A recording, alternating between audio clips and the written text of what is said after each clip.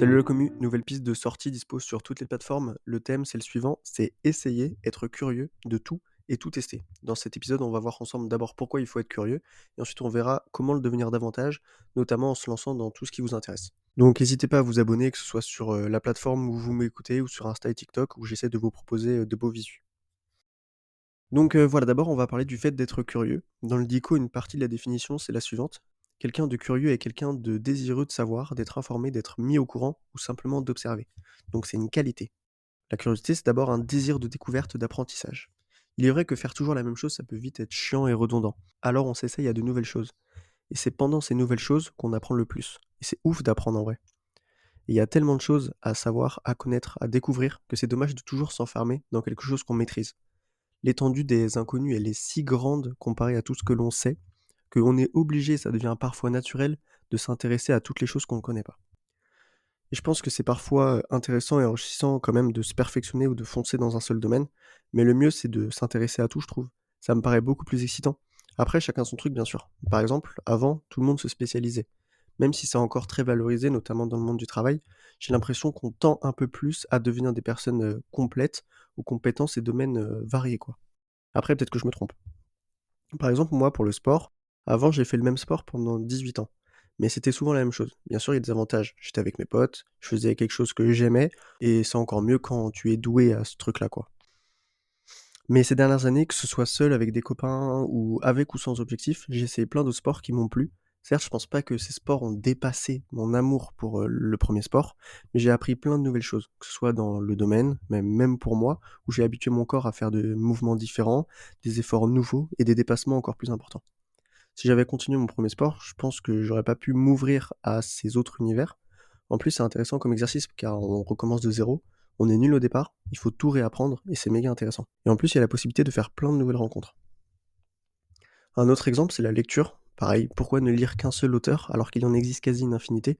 Bien sûr, c'est toujours agréable de lire des livres d'un auteur qu'on apprécie, mais c'est dommage de se limiter, il y en a vraiment plein d'autres qui pourront vous plaire. C'est comme manger des pâtes, mais toujours des pâtes carbo. Alors oui, vous adorez ça, mais il existe plein d'autres plats de pâtes différents qui sont trop bons. Et en plus, ça se trouve, les carbos, c'est pas votre plat de pâtes préféré. Ça se trouve, vous préférez les pâtes au pesto rosso parmigiano. Il y a des gens, toute leur vie, ils font pas ce qu'ils veulent. C'était encore plus vrai avant. Nous, je pense qu'on a aujourd'hui la chance de pouvoir faire, si on se donne un peu les moyens, de faire ce qu'on veut. Bien sûr, il y a encore des difficultés ou des chemins qui sont plus compliqués ou difficiles que d'autres, selon de là où on vient, où on habite, etc. Mais on a quand même plus de possibilités qu'avant, je pense.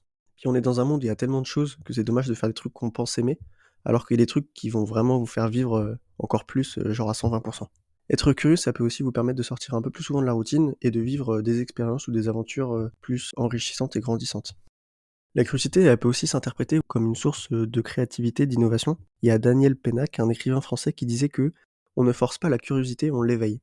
Donc on peut passer de quelqu'un de pas curieux en une personne curieuse très vite. Il vous suffit de trouver un domaine, un truc qui a l'air de vous passionner. En revanche, si vous forcez la curiosité, alors je pense qu'elle va s'éteindre rapidement. Il n'y aura pas le petit truc en plus qui vient du fond de vous, qui fait que vous allez vous intéresser encore plus au domaine. La curiosité peut s'étendre dans plein de domaines, et dans chacun d'entre eux, on se demande très vite le pourquoi du comment. Être curieux, ça peut aussi nous apporter cette dose de créativité. En fait, s'intéresser à plein de domaines, ça peut nous permettre de faire des liaisons, des ponts, que d'autres ne pourront pas faire parce qu'ils n'ont pas des connaissances transversales et ou réplicables, par exemple. Je pense aussi que les personnes curieuses sont souvent plus adaptables, car ouvertes au changement et aux nouvelles situations. Donc on va voir maintenant la curiosité à travers les relations humaines. Déjà, pour moi, il faut aller vers les gens. C'est méga dur, mais ils ont tellement de choses à nous apprendre. Chacun a un parcours différent, un passé, des valeurs, un univers à lui tout seul. Donc c'est hyper intéressant d'échanger avec les autres.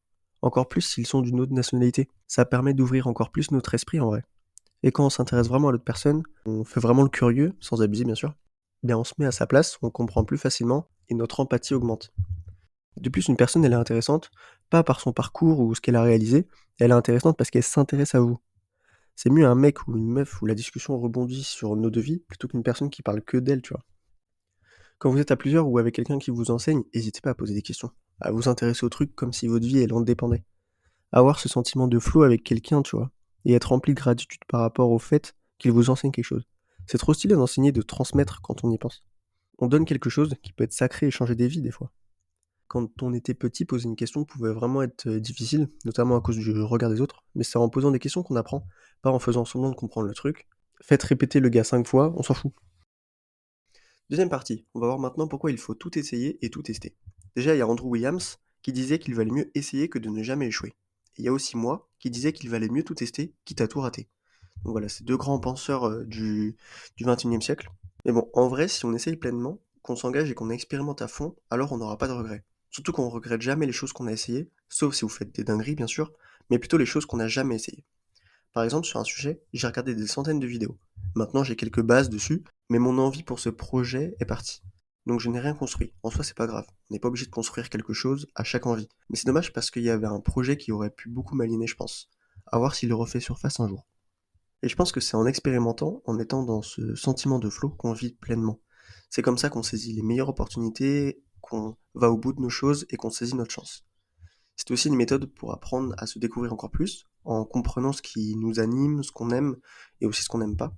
Puis en expérimentant, il y a ce truc en plus que juste faire le curieux. Par exemple, en ce moment, j'adore l'astronomie, mais j'ai pas envie de faire juste le curieux à lire des livres sur le sujet. J'ai envie de trouver un truc à travers ça qui m'anime vraiment.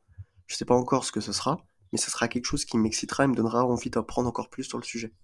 Surtout qu'en vrai, c'est important de se prendre parfois des murs et des échecs, donc autant tout tester. Il y a un grand sage, Homer Simpson, qui disait qu'essayer c'est le meilleur moyen de se planter. Et en vrai, il a tellement raison. On apprend tellement de l'échec, il nous pousse à nous dépasser, il nous motive. Aux États-Unis, sur le CV, ils mettent autant les trucs qu'ils ont réussi que les trucs qu'ils ont ratés. Ça montre qu'aujourd'hui et demain, le fait de tester, échouer, c'est vraiment une qualité chez quelqu'un. En vrai, oui, ça permet de voir que la personne peut avoir la détermination et savoir aussi s'arrêter au bon moment. Puis en vrai, il vaut mieux quelqu'un qui n'a rien mais qui a tout tenté que quelqu'un qui n'a rien mais qui n'a rien tenté. Aussi, on apprend bien plus en faisant un truc qu'en restant spectateur. Quand on essaye, cela apporte des leçons. Quand ça échoue, il faut réussir à prendre le recul et comprendre pourquoi on a échoué, afin d'augmenter nos chances de réussir la fois d'après. Il faut essayer, essayer et encore essayer. C'est comme ça que parfois on réussit, ça peut renforcer notre capital confiance, car plus on ose, moins on a peur de l'échec et aussi du regard des autres. Si vraiment vous avez trop peur de l'échec, ne vous fixez pas d'objectif particulier. Par exemple, pour ce podcast, je suis trop content d'avoir lancé, d'essayer. Je sais pas où ça va m'amener, mais aujourd'hui, je m'en fous, le but c'est juste de continuer. J'ai pas vraiment d'objectif d'écoute ou autre, je veux juste proposer quelque chose qui me plaît.